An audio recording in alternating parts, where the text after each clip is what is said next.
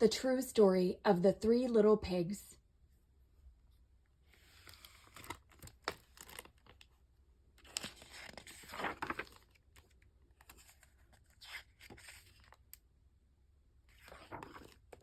The True Story of the Three Little Pigs by A. Wolf, as told to Jon Scieszka, illustrated by Lane Smith. Everybody knows the story of the three little pigs, or at least they think they do. But I'll let you in on a little secret. Nobody knows the real story because nobody has ever heard my side of the story.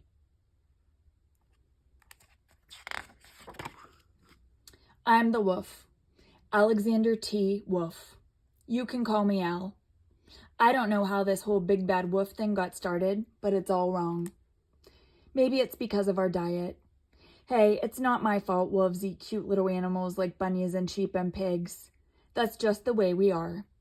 If cheeseburgers were cute, folks would probably think you were big and bad too.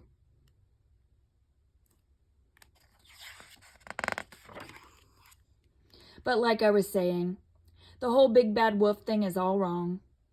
The real story is about a sneeze and a cup of sugar. This is the real story. Way back in Once Upon a Time, I was making a birthday cake for my dear old granny. I had a terrible sneezing cold. I ran out of sugar.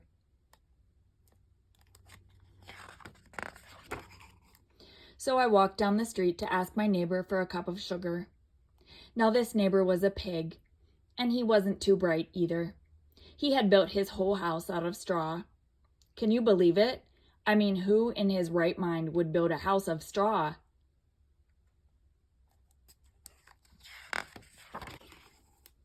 So of course, the minute I knocked on the door, it fell right in.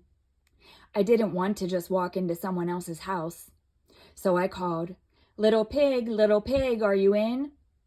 No answer. I was just about to go home without the cup of sugar for my dear old granny's birthday cake. That's when my nose started to itch. I felt a sneeze coming on. Well, I huffed and I snuffed.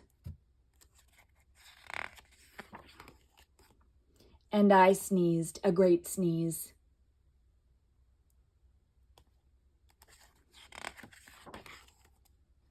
And you know what? That whole darn straw house fell down. And right in the middle of the pile of straw was the first little pig, dead as a doornail. He had been home the whole time. It seemed like a shame to leave a perfectly good ham dinner lying there in the straw, so I ate it up.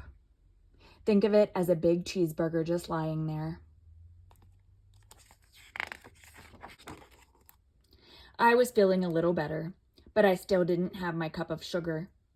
So I went to the next neighbor's house. This neighbor was the first little pig's brother. He was a little smarter, but not much. He had built his house of sticks. I rang the bell on the stick house. Nobody answered. I called, Mr. Pig, are you in?" He yelled back, "Go away, wolf. You can't come in. I'm shaving the hairs on my chinny chin.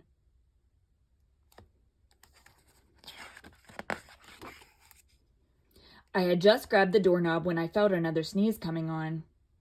I huffed and I snuffed and I tried to cover my mouth, but I sneezed a great sneeze.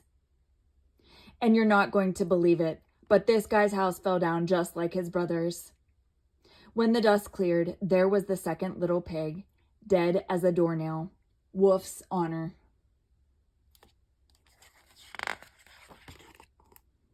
Now, you know food will spoil if you just leave it out in the open. So I did the only thing there was to do. I had dinner again. Think of it as a second helping. I was getting awfully full, but my cold was feeling a little better. And I still didn't have that cup of sugar for my dear old granny's birthday cake.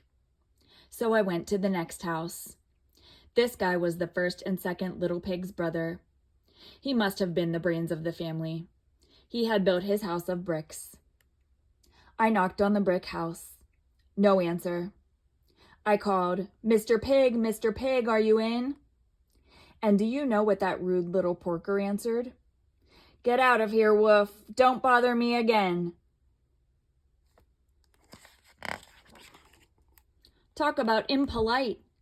He probably had a whole sack full of sugar, and he wouldn't give me even one little cup for my dear sweet old granny's birthday cake. What a pig! I was just about to go home and maybe make a nice birthday card instead of a cake when I felt my cold coming on. I huffed, and I snuffed, and I sneezed once again. Then the third little pig yelled, "And your old granny can sit on a pin."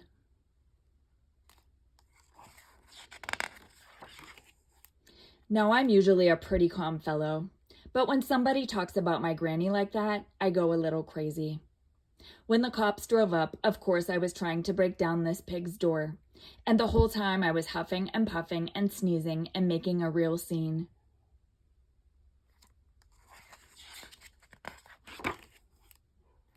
The rest, as they say, is history. The news reporters found out about the 2 pigs I had for dinner.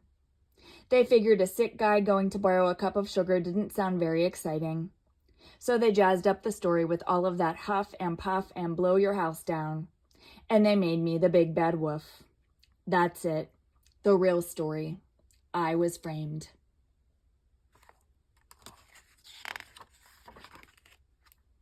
But maybe you could loan me a cup of sugar.